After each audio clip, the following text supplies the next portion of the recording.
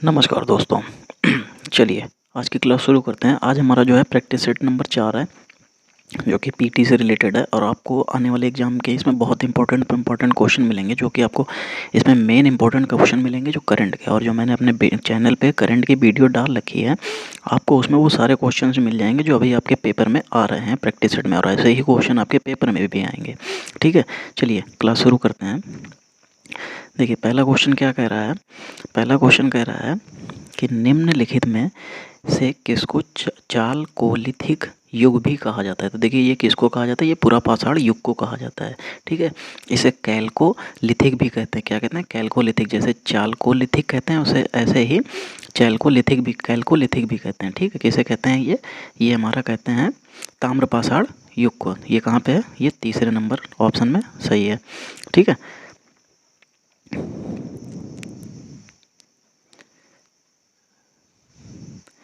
ठीक है, तो ये किस में कहते हैं? ताम्रपाषाण युग को कहते हैं। फिर हर्षचरित नामक पुस्तक किसने लिखी थी? देखिए जो हर्षचरित नामक जो पुस्तक लिखी थी वो किसने लिखी थी? बाणभट्ट ने लिखी थी। किसने लिखी थी? बाणभट्ट ने। ठीक है, चलिए तीसरा क्वेश्चन देखते हैं क्या कह रहा है। पानीपत के तीसरे युद्ध में निम्न में से किसने मराठाओं को हराया था? देखो जो पानीपत का तीसरा युद्ध थे उसमें मराठाओं को हराने वाले कौन थे? वो थे अफगान लोग। कौन थे? अफगान। तो यहाँ पे क्या हो जाएगा? अफगान। और देखो जो पानीपत का तीसरा युद्ध हुआ था ये कब हुआ था? ये हुआ था 14 जनवरी 1761 को। ठीक है, और ये जो हुआ था मराठा तथा अहमद शाह अब्दाली के बीच हुआ था। ठीक है, जिसमें जो मराठा सेना थी उसका जो नेतृत्व किया था वो सदाशिव राव भाऊ ने किया था। ठीक है, चलिए आगे देखते हैं। फिर ये कह रहा है 1857 की क्रांति सर्वप्रथम कहाँ से प्रारंभ हुई थी? तो 1857 की क्रांति जो है वो सबसे पहले मेरठ से प्रारंभ हुई थी। और ये कब प्रारंभ हुई थी? ये हुई थी 10 मई को प्रारंभ हुई थी। कब हुई थी? 10 मई को प्रारंभ हुई थी। ठीक है, फिर इस्तमरारी बंदोबस्त जो है किसने लागू किया था? जो इस्तमरारी बंदोबस्त है वो किसने लागू किया था? ये लॉर्ड कॉर्नवालिस ने लागू किया था। ठीक है, और ये कब लागू किया था? ये 1793 में जो है भू राजस्व का स्थायी बंदोबस्त जो है उसने लागू किया था। ठीक है, उस चलिए, और इसी को जो हम लोग कहते हैं इस्तमरारी जागीरदारी या मालगुजारी या बीसवाईदारी कहते हैं। ठीक है, और ये क्या थी? ये स्थायी बंदोबस्त का ही एक रूप है। ठीक है, और ये किसने चालू किया था? लॉर्ड कॉर्नवालिस ने। बस इसका नाम चेंज किया है और कुछ नहीं हुआ है। ठीक है, चलिए आगे देखते हैं। आगे क्या कह रहा है। निम्न महापुरुषों में से कौन भारतीय जागृति का जनक माना जाता है? ठीक है, तो किसको माना जाता है? राजा राम मोहन राय को। ठीक है, अच्छा इनको कहा क्या क्या जाता है? इनको भारतीय पुनर्जागरण का पिता कहते हैं, भारतीय राष्ट्रवाद का पैगंबर भी कहते हैं। ठीक है, अतीत और भविष्य के मध्य सेतु भी कहते हैं। ठीक है, और क्या कहते हैं? एक सेकंड, और इनको कहते हैं भारतीय राष्ट्रवाद का जनक भी कहते हैं, आधुनिक भारत का पिता भी कहते हैं, प्रथम आधुनिक भारत पुरुष भी कहते हैं। ठीक है, प्रथम आधुनिक पुरुष भी कहते हैं, और यज्ञदूत भी इन्हीं को कहा जाता है। तो इतनी चीज़ें आपको याद रखनी है। चलिए आगे देखते हैं। महात्मा गांधी ने 1930 में सविनय अवज्ञा आंदोलन कहाँ से प्रारंभ किया था? देखो जो महात्मा गांधी ने जो सविनय अवज्ञा आंदोलन था वो कहाँ से प्रारंभ किया था? तो देखिए वो हमारा दांडी जो था गुजरात में पड़ता है, वहाँ से प्रारंभ किया था। देखो महात्मा गांधी ने क्या किया था 18 सहयोगियों के साथ पैदल जो है 24 दिनों में 390 किलोमीटर की यात्रा जो है इन्होंने की थी। और ये कब स्टार्ट किया था महात्मा गांधी ने? 12 मार्च 1930 को साबरमती आश्रम से इन्होंने जो है 80 सहयोग लिए और इन्होंने क्या किया? चलना स्टार्ट कर दिया। 24 दिन में ये 390 किलोमीटर चल के दांडी पहुँचे। ठीक है, कहाँ पहुँचे? दांडी पहुँचे। ठीक है, चलिए, ठीक है, और इन्होंने दांडी पहुँच के इन्होंने करा क्या था? इन्होंने जो है दांडी पहुँच के जो 6 अप्रैल जो था 6 अप्रैल को ये जो, एक सेकंड रुकिए इसको हटा दें। हाँ, ये 6 अप्रैल को जो था 1930 को इन्होंने यहाँ क्या किया? नमक कानून को तोड़ा, भंग कर दिया। वहीं से इन्होंने जो है सविनय अवज्ञा आंदोलन की शुरुआत की। तो सविनय अवज्ञा आंदोलन की जो शुरुआत हो जाएगी वो कब हो जाएगी? वो 6 अप्रैल 1930 को, ठीक है। तो यानी कि 12 मार्च 1930 को इन्होंने क्या किया, दांडी मार्च स्टार्ट किया, ठीक है। और वो जो है साबरमती से चल के इन्होंने 80 सहयोगियों के साथ 390 किलोमीटर चल के 24 दिन में इन्होंने यात्रा की। कहाँ पहुँचे, दांडी पहुँचे, ठीक है। जहाँ इन्होंने 6 अप्रैल 1930 को इन्होंने क्या किया, जो है नमक कानून तोड़ा और सविनय अवज्ञा आंदोलन की शुरुआत की। चलिए आगे देखते हैं, आगे क्या कह रहा है। आगे ये कह रहे हैं कि 1904 में क्रांतिकारी संगठन अभिनव भारत संगठित किया गया था। देखिए, जो अभिनव भारत संगठित किया गया था वो कहाँ किया गया था, महाराष्ट्र में, ठीक है। जो ये अभिनव भारत जो था ये एक क्रांतिकारी संगठन था, ठीक है। महाराष्ट्र के ये नासिक में संगठित किया गया था, ठीक है। याद रखिएगा, जो अभिनव भारत है ये एक जो है क्रांतिकारी संगठन था। चलिए आगे देखते हैं। फिर ये कह रहा है कि निम्नलिखित में से किस एक ने सुभाष चंद्र बोस को देश का नायक कहा था। देखो, सुभाष चंद्र बोस को जो है नायक कहा था ये रविन्द्रनाथ टैगोर थे, ठीक है। और इनको जो है ये उपाधि मिली कब थी, देखिए जो इनको जो उपाधि थी ये 1938 में जो भारतीय राष्ट्रीय कांग्रेस के अध्यक्ष जब बने थे तब इनको जो है, जो रविन्द्रनाथ टैगोर थे, तब इन्होंने जो है इनको शांति निकेतन में इन्होंने जो कहा था कि देश के नायक की उपाधि से सम्मानित, मतलब देश का नायक बोल दिया था, तभी तब से जो है ये देश के नायक कहे जाते थे। चलिए आगे देखते हैं, 10वां क्वेश्चन क्या कर रहा है, निम्न में से किस एक्ट के द्वारा भारत के गवर्नर जनरल को अध्यादेश जारी करने की शक्ति प्रदान होती है। तो देखिए, जो अध्यादेश जारी करने की जो शक्ति होती है, ठीक है, वो हमको देता है इंडियन काउंसिल एक्ट 1861, ठीक है। देखो, इस अध्यादेश में जो है आधिकारिक 6 माह तक लागू कर सकते थे, बस इसमें यही एक चीज़ मेन याद करने वाली है। बाकी इसकी डेट आपको ये तो याद करना ही पड़ेगा कि भारत गवर्नर जनरल अध्यादेश जारी करने की शक्ति प्रदान की गई थी, वो किसमें प्रदान की गई थी, इंडियन काउंसिल एक्ट 1861 में, ठीक है।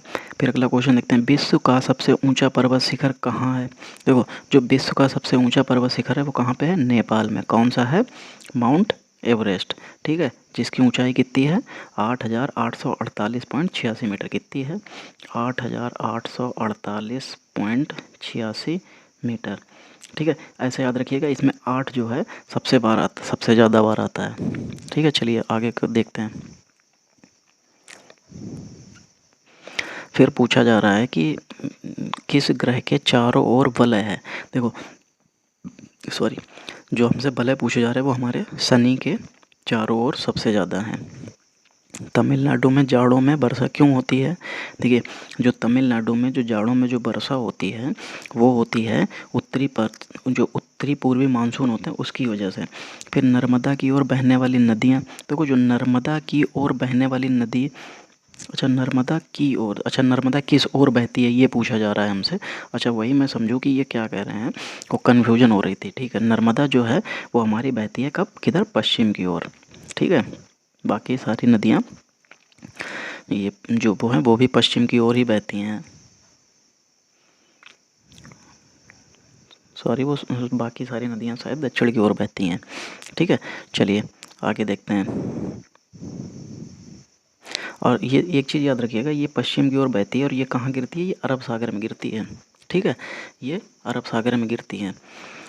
और बाकी नदियाँ शायद पूरब की ओर बहती हैं। चलिए आगे देखते हैं क्या कह रहा है। कह रहा है कि भारत वन स्थित रिपोर्ट 2021 के अनुसार देश में कुल वनावरण कितना है। देखो, जो हमसे कुल वनावरण पूछा गया है तो वो 21.71 है। कितना है, 21.71। चलिए आगे देखते हैं। भारतीय आर्थिक समीक्षा किसके द्वारा प्रकाशित की जाती है, खाली जगह का मतलब है किसके द्वारा प्रकाशित की जाती है। तो देखो, भारतीय आर्थिक समीक्षा जो है वो भारत का वित्त मंत्रालय प्रस्तुत करता है। चलिए आगे देखते हैं क्या कह रहा है।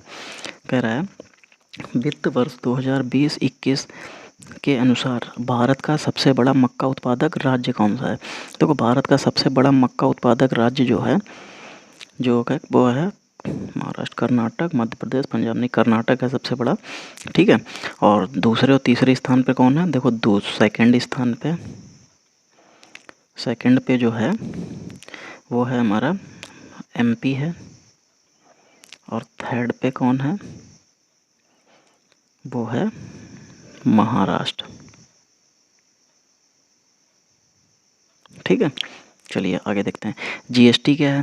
देखो, जीएसटी का मतलब गुड्स एंड सर्विस टैक्स। ये किस तरीके का कर है? ये एक अप्रत्यक्ष कर है। कैसा? इनडायरेक्ट टैक्स है। ठीक है। नीति आयोग के अध्यक्ष निम्नलिखित में से कौन है? देखो, नीति आयोग के अध्यक्ष हमसे पूछे गए हैं, तो देखिए नीति आयोग का अध्यक्ष जो होते हैं वो हमारे देश के प्रधानमंत्री होते हैं, तो नरेंद्र मोदी हो जाएंगे। चलिए आगे देखते हैं। भारतीय रिजर्व बैंक का राष्ट्रीयकरण कब हुआ था? तो देखो, भारतीय रिजर्व बैंक का जो राष्ट्रीयकरण हुआ था वो 1 अप्रैल, देखिए इसकी स्थापना हुई थी कब? इसकी भारतीय रिजर्व बैंक की स्थापना कब हुई थी? 1 अप्रैल 1935 को इसकी स्थापना की गई, और इसका जो राष्ट्रीयकरण किया गया वो 1949 में किया गया था। कब किया गया था? 1949 में। और कब हुआ था ये? 1 जनवरी 1949 को इसका राष्ट्रीयकरण किया गया था। ठीक है, चलिए याद रखिएगा। भारत का राष्ट्रीय पंचायती राज दिवस कब मनाया जाता है? देखो, भारत का राष्ट्रीय पंचायती राज दिवस जो है ये 24 अप्रैल को मनाया जाता है। अच्छा, क्यों मनाया जाता है? देखो, जो 73वां संविधान संशोधन जो है, हमारा अधिनियम जो है वो लागू हुआ था 1992 में। ठीक है, तो इसको जो है, देखिए जो हमारा ये इसका संविधान संशोधन हुआ था वो क्या नाम 73वां संविधान संशोधन, ये कब हुआ था? एक सेकंड इसको हटा देते हैं फिर आपको बताते हैं।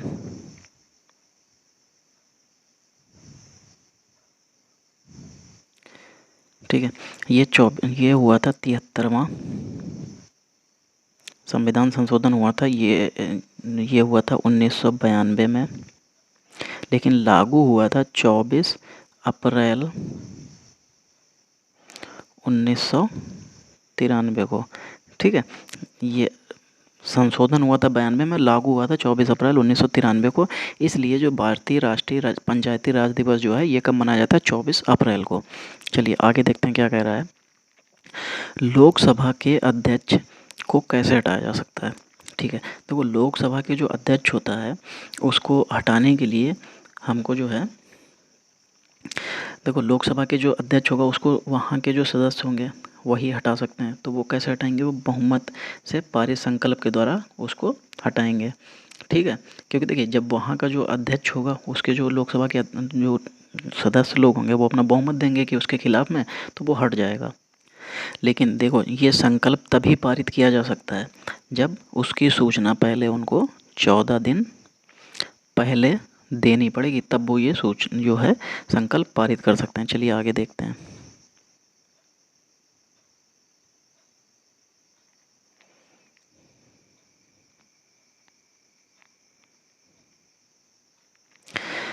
फिर क्या कह रहा है कि निम्नलिखित में कौन सा सही सुमेलित नहीं है?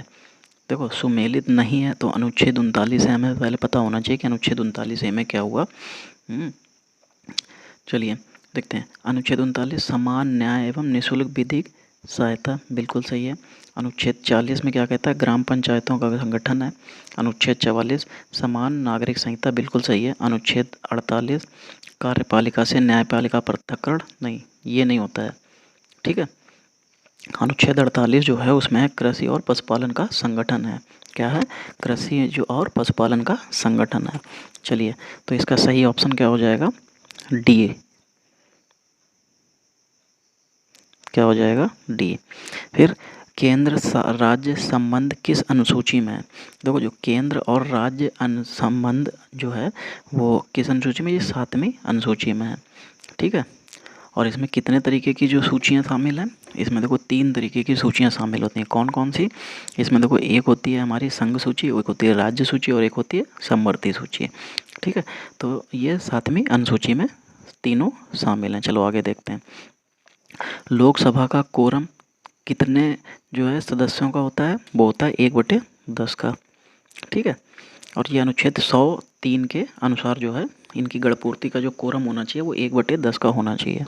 ठीक है, फिर अगला क्वेश्चन देखते हैं। यदि किसी बर्तन में तैरती हुई बर्फ़ पिघलती तो उस बर्तन के पानी का स्तर कोई परिवर्तन नहीं होता है उसमें। ठीक है, क्या होता है? उसमें कोई परिवर्तन नहीं होगा। क्यों नहीं होगा? क्योंकि देखिए जब हम पानी के अंदर वो जैसे ही टुकड़ा डालेंगे तो पानी का जल स्तर उतना ऊंचा हो जाता है जितना वो टुकड़े का आयतन, वो द्रव्यमान उसका जो आयतन होता है उतना पहले ऊंचा हो जाता है। तो वो जितना जितना पिघलता जाता है पानी का स्तर उतना ही रहेगा। ठीक है, चलिए आगे देखते हैं। सोल्डर किन दो धातुओं का मिलकर बना होता है? देखो सोल्डर टिन और ये जस्ते का मिलकर बना होता है। किसका? टिन और शीशे का, सॉरी जस्ता नहीं, टिन और शीशे का। तो ये कौन सा ऑप्शन सही हो जाएगा? चौथा। चलिए 28वां क्वेश्चन देखते हैं क्या कह रहा है। ऊष्मा का सबसे अच्छा चालक। तो देखो ऊष्मा का जो सबसे अच्छा चालक इन्होंने पूछा है, देखो जो चांदी और तांबा ये हमारे ऊष्मा के सबसे अच्छे चालक माने गए हैं, और जो पारा और जो शीशा है ये सबसे ज़्यादा कुचालक होते हैं। तो इसमें चांदी दे रखा है तो अच्छा चालक पूछा गया, तो चांदी दे रखा है तो चांदी हो जाएगा। ठीक है। फिर निम्नलिखित में से किसको कोशिका का शक्ति ग्रह भी माना जाता है? देखो कोशिका का शक्ति ग्रह सूत्र कणिका को माना जाता है। किसको माना जाता है? सूत्र कणिका को। अच्छा ये सूत्र कणिका होती क्या है? आपने माइटोकॉन्ड्रिया का तो नाम सुना ही होगा, ये वही है। तो यानी कि माइटोकॉन्ड्रिया को जो है पावर हाउस बोला जाता है, तो यही सूत्र कणिका जो है माइटोकॉन्ड्रिया ही है, उसी का दूसरा नाम सूत्र कणिका होता है। और उसी माइटोकॉन्ड्रिया को हम लोग क्या कहते हैं? पावर हाउस कहते हैं। तो सूत्र कणिका भी पावर हाउस हो जाएगी। चलिए स्कर्वी एक बीमारी है जो गंभीर और स्थायी कमी के कारण होती है। किसकी कमी के कारण होती है स्कर्वी? तो ये देखिए विटामिन सी की कमी से कारण हो जाती है। ठीक है। और ये विटामिन सी हमको किससे मिलता है? जब हम लोग खट्टे फल खाते हैं वहाँ से मिलता है। ठीक है। चलिए अब हमारे पास मैथ का सवाल आया, चलो हम लोग मैथ देखते हैं क्या कह रहा है। देखिए इसमें 7x+12 अंडर रूट के अंदर, फिर ये भी अंडर रूट के अंदर 7x-12 इक्वल टू 3+33। देखिए हम लोग इसका एक तरीके तो बहुत हैं, वैसे हम चाहें तो इसमें सीधे ये भी पुट कर सकते हैं हम लोग। दूसरा तरीका एक देखते हैं लगा के। चलिए देखते हैं इसमें। देखिए पहले एक्स का मान हम लोग अगर 0 पुट करते हैं तो देखिए ये 0 अगर यहाँ पर रखते हैं तो ये 0+12 हो जाएगा अंडर रूट के अंदर। और इसमें क्या हो जाएगा? ये 0-12 हो जाएगा, तो अंडर रूट के अंदर ये -12 हो जाएगा। ठीक है। तो ये अंडर रूट के अंदर 12, और अगर हम लोग इसका निकालते हैं तो ये हो जाएगा प्लस अंडर रूट के अंदर -12 इक्वल टू ये 3+√33। ये हमारा कहीं से भी कुछ भी मैच नहीं हो पा रहा है, तो इसका मतलब 0 तो नहीं हो सकता। फिर देखते हैं 1 देखते हैं, एक सेकंड इसको हटाते हैं फिर 1 रखते हैं। देखिए 7 का मान अगर एक्स का मान 1 रखेंगे तो ये हो जाएगा 7+12। ठीक है। प्लस 7 का मान यहाँ पे रखेंगे, 1 तो 7 एकम 7, 7 में से 12 जाएगा तो -4। आप लोग एक चीज़ ये देख रहे होंगे कि कहीं पे भी क्या इधर माइनस, कहीं पे भी इधर 3 प्लस अंडर रूट के अंदर 33 ये माइनस में कहीं पे है नहीं, तो इसका मतलब ये भी नहीं हो सकता। चलिए आगे देखते हैं। फिर इसका मान 3 रखते हैं, तो 7 एक्स से रखेंगे तो 7×3=21 हो जाएगा, +12 प्लस ये हो जाएगा 7×3=21 -12। तो देखिए अब यहाँ से 21 और 12 कितना होता है? 33, प्लस 21 में से 12 जाएगा तो 12×9=21, तो 9 अंडर रूट के अंदर, तो यहाँ पे कितना हो जाएगा? ये हो जाएगा 33 अंडर रूट का, और अंडर रूट के अंदर 9 तो 3 हो जाएगा। तो ये हमको क्या मिला? 3+33। तो हमको ये किस में मिल रहा है? 3+33। हाँ, तो इसका सही आंसर क्या हो जाएगा? ये। चलिए इसको हटाते हैं। चलिए अगला क्वेश्चन देखते हैं क्या कह रहा है। कह रहा है कि दो संख्याएं किसी तीसरी संख्या से क्रमशः इतने % कम है।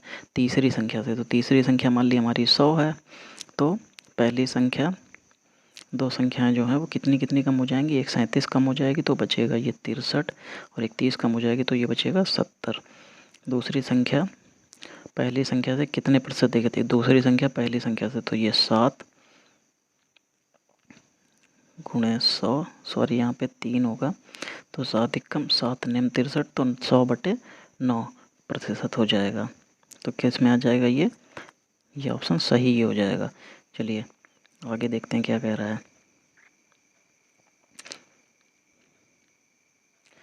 देखिए अब हमको यहाँ पे अगर स्क्वायर से याद है तो ये सवाल बहुत आसानी से हो जाएगा।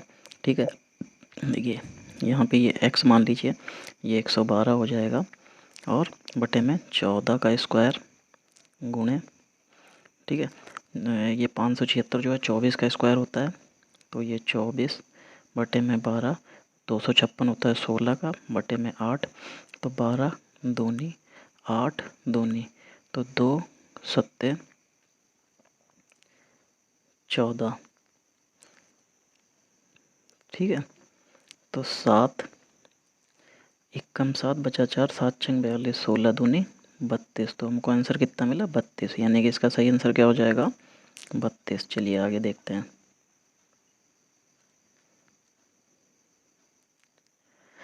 क्या कह रहा है? 12 संख्याओं का माध्य 25 है। तो देखो 12 संख्याओं का माध्य 25 छंगा 150, तो 25 और 12 की गुणा 300 हो जाएगी। ठीक है। यदि एक संख्या निकाल दी जाती तो संख्याएं कितनी बचेंगी? 11। तो उनका माध्य 22 हो जाता है। तो 11 दूनी 22 और 11 दूनी 22 हो तो 24। तो यहाँ से 300 में से 42, तो ये 58 बचेगा। तो यानी कि संख्या कितनी हो जाएगी? 58। ठीक है। देखिए सबसे पहले हमने ने क्या किया, यहाँ पे हमने किया कि 12 गुणे 25, हमको कितना मिला? 300। फिर उसने ये कहा था कि एक संख्या निकाल दी जाती, तो 12 संख्याएं थी, बची कितनी? 11। और माध्य उनका कितना बचा? 22। तो हमने क्या किया, 25 और 12 की गुणा की 300 मिल गया, 11 और 22 की गुणा की तो 242 मिल गया। तो हमने जब इनका अंतर किया तो हमें कितना मिला? 58। और 58 ही इसका आंसर हो जाएगा। चलिए आगे देखते हैं। आगे क्या कह रहा है? 4 भाइयों की औसत आयु 14 वर्ष है। तो 4 भाइयों की औसत आयु 14 वर्ष है, तो इनकी टोटल आयु कितनी हो जाएगी? 56। उनके पिता के भी शामिल हो जाने पर औसत आयु 4 वर्ष बढ़ जाती। तो पहले 4 भाई थे, पिता शामिल हो गए तो कितने लोग हो गए? 5। और औसत आयु 4 से पहले औसत आयु 14 थी, अब 4 से बढ़ गई तो 14 में 4 जुड़ जाएगा तो कितना हो जाएगा? 18। तो 18 पंचे 90। तो पिता की आयु वर्षों में, देखिए ये बढ़ा हुआ है और ये 4 लोगों की थी, ये 5 लोगों की, तो इसी में से इसको घटा देंगे तो 56 4 60 और 30 34। तो कितना आ जाएगा? 34। इसका सही आंसर हो जाएगा। ठीक है। चलिए देखिए मैथ का क्या है, ये इसमें जो मैथ आती है आपको बस क्या है, मैथ की लैंग्वेज को समझना है, आपसे इसमें सारे आंसर टिक हो जाएंगे। निम्नलिखित विलोम युग्म में शब्द का जो है युग्म शब्द नहीं है, हमको ये बताना है। चलिए देखते हैं। आयात निर्यात होता है। ठीक है। फिर पाप का पुण्य होता है, बुद्ध का मुक्त होता है, बद्ध का मुक्त होता है, नूतन सनातन नहीं, ये नहीं होता है। ठीक है। चलिए नूतन का विलोम पुरातन होता है, ना कि सनातन होता है। ठीक है। चलिए आगे देखते हैं। 37 नंबर क्या कह रहा है? जिसका कोई शत्रु पैदा ही ना हुआ हो तो उसके लिए वाक्यांश के लिए एक शब्द बताना है। देखिए जिसका कोई शत्रु पैदा ही नहीं होता है वो होता है अजात शत्रु। ठीक है। उसके लिए शब्द आता है अजात शत्रु। चलिए आगे वाला क्वेश्चन देखते हैं। 38 नंबर क्या कह रहा है? सॉरी, ये कह रहा है निम्नलिखित में से कौन सा शब्द सूर्य का पर्यायवाची नहीं है। देखिए हमको यहाँ पे सारे सूर्य के पर्यायवाची पता हों तो हम इसमें आराम से टिक कर सकते हैं। ठीक है। देखिए प्रभाकर सूर्य होता है, विभाकर, देखिए विभाकर सूर्य नहीं चंद्रमा होता है, तो इसलिए यहाँ पे ये सही हो जाएगा। ठीक है। तो विभाकर का आपका क्या होता है? वो चंद्रमा का पर्यायवाची है। निम्नलिखित में से पुल्लिंग शब्द का चयन कीजिए। देखिए जो पुल्लिंग शब्द पूछा गया, देखिए आप कभी भी पुल्लिंग शब्द या स्त्रीलिंग शब्द निकालिए तो उसको अपने किसी वाक्य में प्रयोग करके देख लीजिए। अगर वो वाक्य जो है हमारा पुल्लिंग बनना है तो पुल्लिंग हो जाएगा वो शब्द, अगर स्त्रीलिंग बनना है तो स्त्रीलिंग हो जाएगा। देखिए इसमें क्या पूछा है? पुल्लिंग शब्द। तो देखिए हम लोग क्या कहेंगे, पहिया घूम रही है कि पहिया घूम रहा है? तो पहिया घूम रहा है तो यही हमारा पुल्लिंग हो जाएगा। लिखावट जो है आपकी अच्छी है या अच्छा है? तो लिखावट अच्छी है तो ये महिला। पखावज, ये पखावज मंझदार। ठीक है। जो जैसे ये पखावज जो है इसका एग्जैक्टली वर्ड तो हमें नहीं याद आ रहा कि क्या होता है। चलिए आप लोग देख लीजिएगा। आगे बढ़ते हैं। चलिए मैं आपको इसको देख के मैं बता देता हूँ क्या होगा। ठीक है। देखिए ये पखावज जो होती है ये एक तरीके की ढोलक होती है। ठीक है। इसको पखावज कहते हैं। ढोलक जो होती है वो बज रही है, ढोलक बज रहा है, तो ढोलक बज रही होती है। ठीक है। और देखिए ये जो मझधार होता है, मझधार होता है एक तरीके से, ये जो नाव की जो धार होती है उसको मझधार बोलते हैं। तो जो धार होती है वो बह रही होती है, बह रहा होता है। तो ठीक है। जैसा मैंने बताया कि आप उसको शब्द को वाक्य में प्रयोग करके देखिए, आपको वहाँ से पूरा क्लियर हो जाएगा। चलिए फिर हमसे पूछा गया है कि निष्कपट। तो देखिए निष्कपट का, जैसा कि मैंने अपने चैनल पे ही वीडियो डाल रखा हुआ है विसर्ग संधि का, आप वहाँ जाइए, आप वहाँ पे बिल्कुल अच्छे से समझ जाएंगे कि कौन सी विसर्ग होती है, कौन सी व्यंजन होती है और कौन सी स्वर होती है। ठीक है। क्योंकि मैंने वहाँ पे ट्रिक से भी समझा रखा, नॉर्मल तरीके से भी। देखिए ये जो विसर्ग होता है ये आधा सा में बदल जाता है, इसी में हम लोगों की विसर्ग संधि हो जाती है और ये पेट चीरने वाला अच्छा हो जाता है। तो नी कपट हो जाएगा। क्या हो जाएगा? निह कपट हो जाएगा। तो इसका सही ऑप्शन क्या हो जाएगा? निह कपट हो जाएगा। चलिए आगे देखते हैं। देखिए अब जो है इंग्लिश का पैराग्राफ है। देखिए ये मैं आपको यहाँ से स्टार्ट करता हूँ, एक सेकंड इसको हटा दूँ।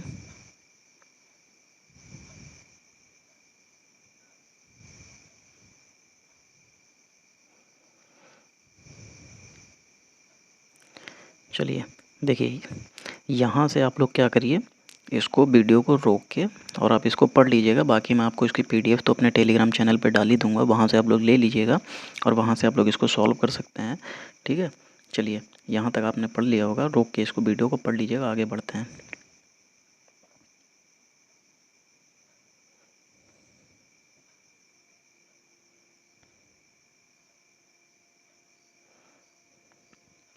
देखो what was the sacrifice to keep the play in English. तो इसका जो इन्होंने जो कहा है वो देखिए इसके हिसाब से अगर हम लोग पैराग्राफ के हिसाब से देखेंगे तो ए बिट ऑफ नेटिव इसेंस ये क्वेश्चन का आंसर हो जाएगा। What was unique about the play the way across. देखिए जब हम लोग इस यहाँ से जब बिल्कुल पैराग्राफ को पढ़ेंगे तो हमको ये मिल जाएगा, रीजनल फोकस मिल जाएगा। ठीक है,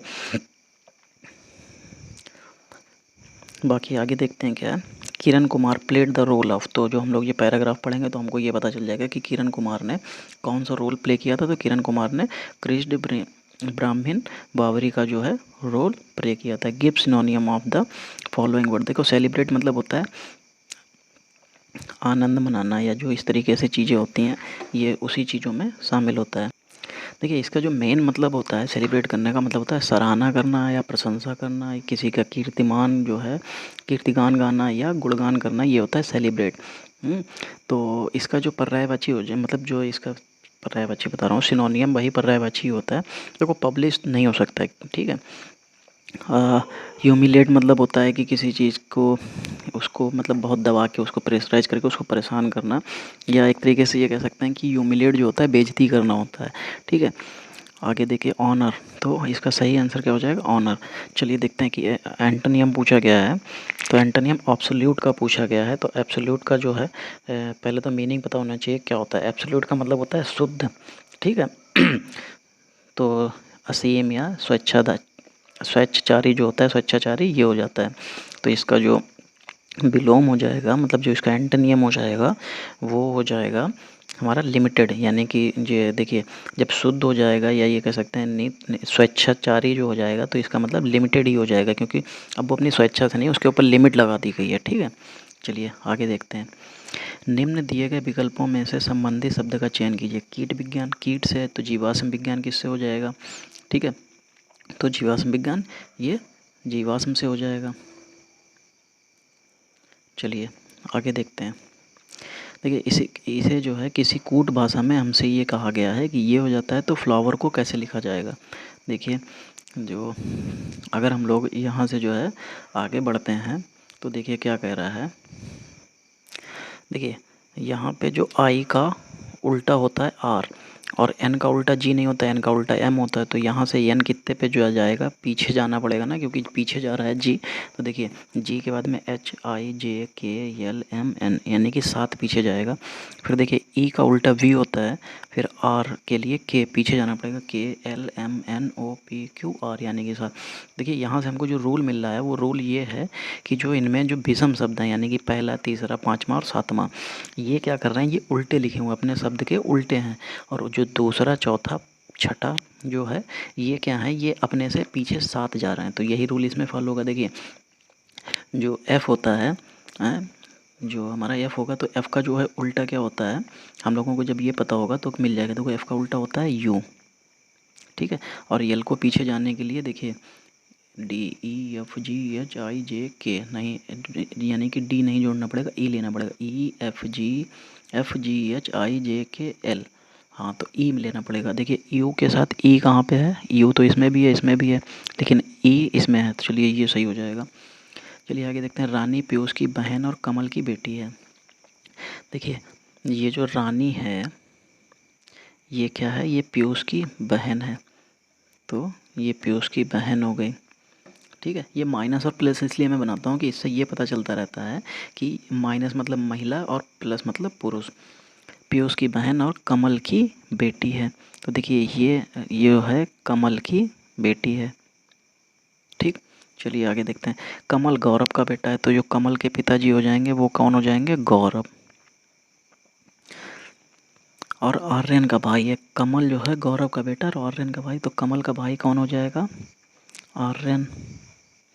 ठीक है, आर्यन रजनीश का पिता। आर्यन जो है वो यहाँ पे ये रजनीश का पिता हो जाएगा। आर्यन और पीयूष से क्या संबंध? आर्यन का पीयूष से, तो इसमें कहीं पे पीयूष की बहन, आर्यन और पीयूष का, तो आर्यन जो है पीयूष का क्या संबंध? आर्यन का पीयूष से संबंध, तो आर्यन का पीयूष से, आर्यन उसका चाचा हो जाएगा। क्या हो जाएगा? चाचा हो जाएगा। ठीक है, चलिए आगे देखते हैं। फिर कह रहा है यदि 18 अक्टूबर 2011 को रविवार था तो 19 सितंबर 2012 को, देखिए अक्टूबर में कितने दिन होते हैं? 31। तो 30 और 18 12, यानी कि 31 में दिन, यहाँ से 13 कितने बचेंगे? 13। तो अक्टूबर में 13 दिन बचेंगे। फिर नवंबर में, ये अगले सितंबर तक जाना है, अगले साल तक। तो ठीक है, तो देखो अक्टूबर में 13 दिन, नवंबर में 30, दिसंबर, जनवरी, फरवरी, मार्च, अप्रैल, मई, जून, फिर जुलाई, अगस्त और 19 सितंबर। देखो इनको सबको जोड़ लो, 3 4 5, 5 और 8 13, 14, 15, 16, 17 और 17 9 26। तो ये हासिल 2 हो जाएगा। 1 3 4 7 3 10 2 11 10 2 12 12 3 15 3 18 18 3, सीधे जोड़ो 1 2 3 4 5 6 7 8 9, 9 3 27 और 27 और 3 ये हो जाएगा 27 और 3 30, 30 और 1 31, 31 2 33, और इसको किससे भाग देना है? 7 से। तो 7 चौक 28, बचेगा 5, 7 8 56, ये पूरा डिवाइड हो जाएगा। तो हमारे पास जो दिन था वही दिन रहेगा, तो यानी कि रविवार था, तो 49 में भी रविवार ही रहेगा।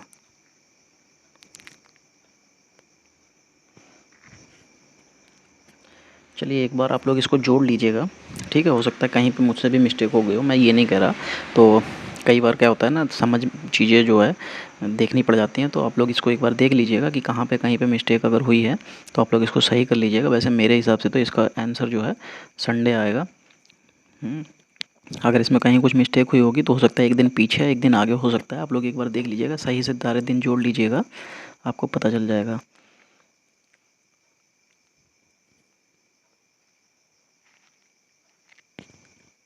ठीक है, चलिए आगे देखते हैं क्या कह रहा है।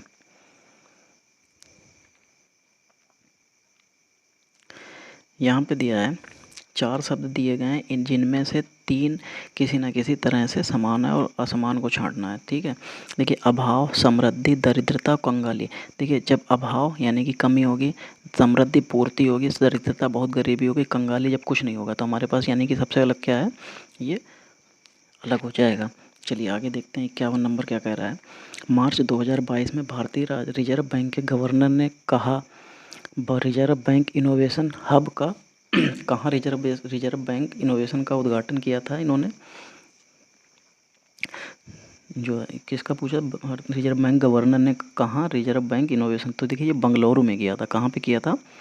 बंगलुरु में इसका उद्घाटन किया था। और इसका किया कब था? ये 24 मार्च को किया था। कब? 24 मार्च को इन्होंने उद्घाटन, इसका जो है बंगलुरु कर्नाटक में इसको इनोवेशन का उद्घाटन किया था। ठीक है, चलिए अगला क्वेश्चन देखते हैं। मार्च 2022 में बाजार पूंजीकरण के संदर्भ में कौन देश विश्व का 5वां सबसे बड़ा शेयर बाजार बन गया है? देखिए हमसे 5वां पूछा जा रहा है, तो ठीक है, तो ये भारत बन गया है। चलिए आगे देखते हैं क्या कह रहा है।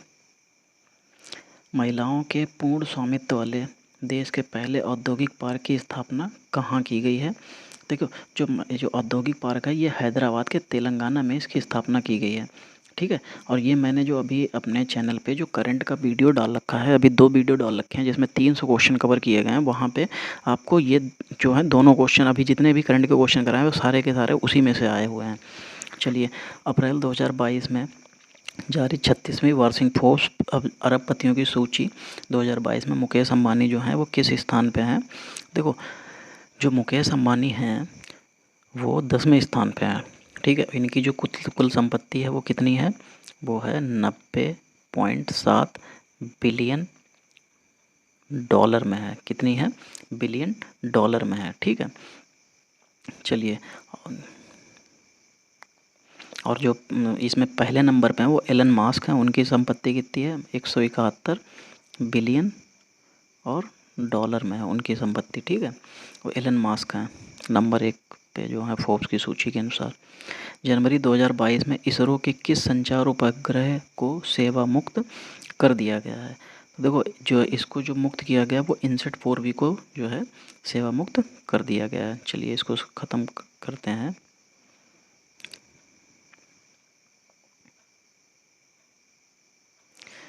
चलिए आगे देखते हैं कि क्या कह रहा है। भारत की पहली स्टील स्लैग रोड किस शहर में बनाई जा रही है। तो देखो, भारत की जो है पहली स्टील स्लैग रोड जो है ये सूरत में बनाई जा रही है। ठीक है। कहाँ बनाई जा रही है, सूरत में। फिर देश के पहले सी वीड पार्क की स्थापना कहाँ, किस राज्य में की जाएगी।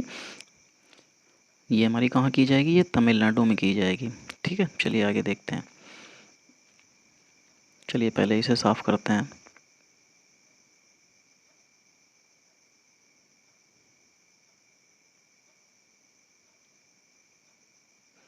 ठीक है। देखिए, हमसे क्वेश्चन क्या कह रहा है कि जून 2022 में कौन देश भांग की खेती को वैध करार देने वाला पहला एशियाई देश बन गया है। देखिए, जो भांग की खेती को जिसने वैध कर दिया है वो हमारा देश जो है वो थाईलैंड है। भारत में के पहले विश्व शांति केंद्र की स्थापना किस शहर में की जा रही है। देखो, जो भारत में जो है विश्व शांति केंद्र की जो स्थापना जो है वो गुरुग्राम में की जा रही है। कहाँ पे की जा रही है, गुरुग्राम हरियाणा में की जा रही है।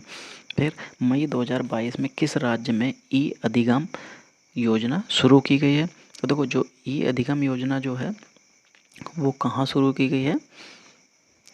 तो ये जो योजना है ये हरियाणा में शुरू की गई है। इसके मुख्यमंत्री कौन है, मनोहर लाल खट्टर। और इन्होंने ही इसकी योजना की शुरुआत 5 मई 2022 को की है। ठीक है। चलिए आगे देखते हैं।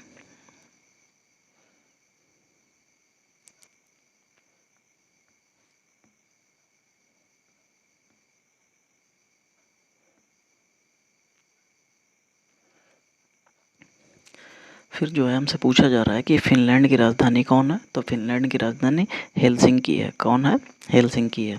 फिर निम्नलिखित में से कौन सा युग्म सही रूप से मेल खाता है। ठीक है।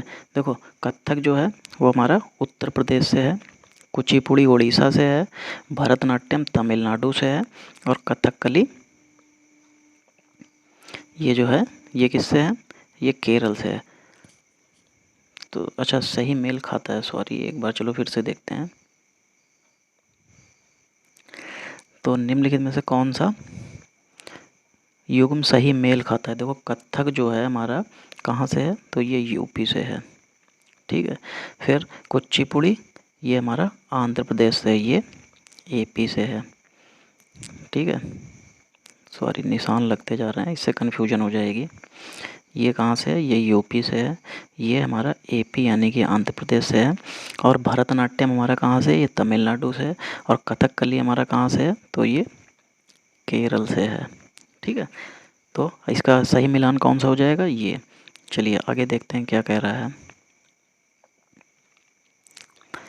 कह रहा है कि विश्व खाद्य कार्यक्रम WFP संयुक्त राष्ट्र की खाद्य सहायता शाखा, इसका मुख्यालय कहाँ है। ठीक है। तो वो इसका मुख्यालय जो है वो रोम इटली में है। कहाँ पे, रोम इटली में है। ठीक है। गुदई महाराज कौन सा वाद्य यंत्र बजाते हैं। देखो, जो गुदई महाराज हैं वो हमारे जो है ये जो कहाँ से तम संबंध रखते हैं, ये रखते हैं पहले या तो ये बनारस से संबंध रखते हैं। ठीक है, बनारस घराने से। और ये जो है ये क्या बजाते हैं, ये तबला बजाते हैं। फिर साहित्य में नोबेल पुरस्कार प्राप्त करने वाले प्रथम भारतीय का नाम क्या था? देखो साहित्य में भारत में जो है पहले जो पुरस्कार सबसे पहले मिला था रविन्द्रनाथ टैगोर को मिला था। इनको 1913 में इनकी जो वो गीतांजलि जो थी उसके लिए इनको ये प्रदान किया गया था। ठीक है, इसी गीतांजलि के लिए इनको 1913 में मिला था। बंधों को आधुनिक भारत के मंदिर किसने कहा है? ठीक है, देखो बंधों को आधुनिक भारत का मंदिर किसने कहा था? तो देखो जो इसको जो है आधुनिक भारत का मंदिर जो कहा था वो जवाहरलाल नेहरू ने कहा था। किसने कहा था? जवाहरलाल नेहरू ने। जून 2022 में आयोजित टेनिस की ग्रैंड स्लैम प्रतियोगिता फ्रेंच ओपन 2022 में पुरुष एकल खिताब किसने जीता है? तो देखो जो फ्रेंच ओपन पुरस्कार है, फ्रेंच ओपन 2022 में पुरुष एकल का खिताब राफेल नडाल ने जीता। किसने? राफेल नडाल ने। ठीक है, चलिए आगे देखते हैं। पूछा जा रहा है कि पुस्तक mind master Venice lens form a champions life के लेखक कौन है? तो देखो इसके जो लेखक हैं वो ये विश्वनाथन आनंद हैं। ये क्या खेलते हैं? ये शतरंज खेलते हैं और ये किताब भी उनकी इसी पे आधारित है। अप्रैल 2022 में पहला लता दीनानाथ मंगेशकर पुरस्कार किसे प्रदान किया गया? तो 2022 में पूछा गया अप्रैल में, तो ये पहला है, तो ये किसे दिया गया है? ये हमारे भारत जो राष्ट्रपति नहीं, प्रधानमंत्री हैं, कौन है? नरेंद्र मोदी, इनको दिया गया है। चलिए आगे देखते हैं। फिर कहा जा रहा है मई 2022 में संपन्न हुई इंडियन प्रीमियर लीग के 15वें संस्करण का खिताब किसने जीता है?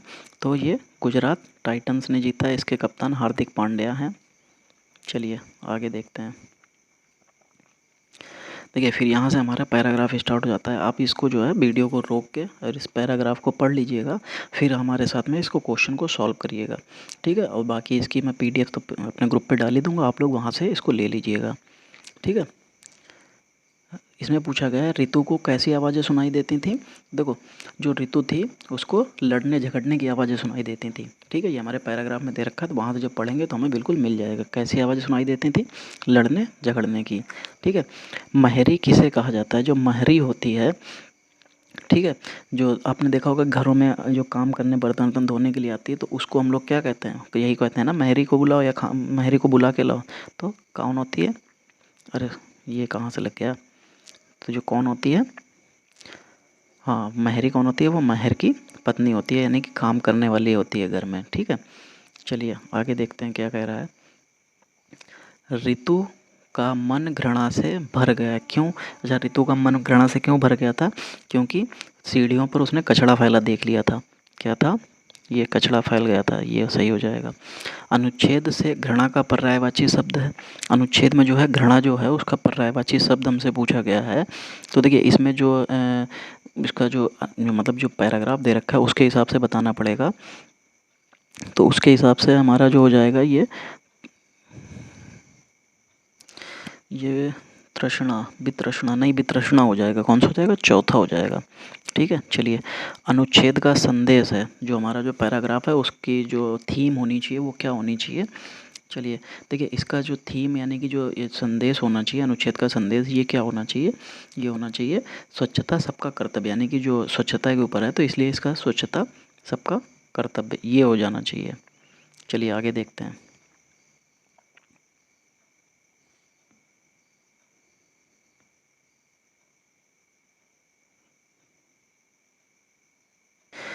चलिए ये पैराग्राफ आप लोग पढ़ लीजिएगा।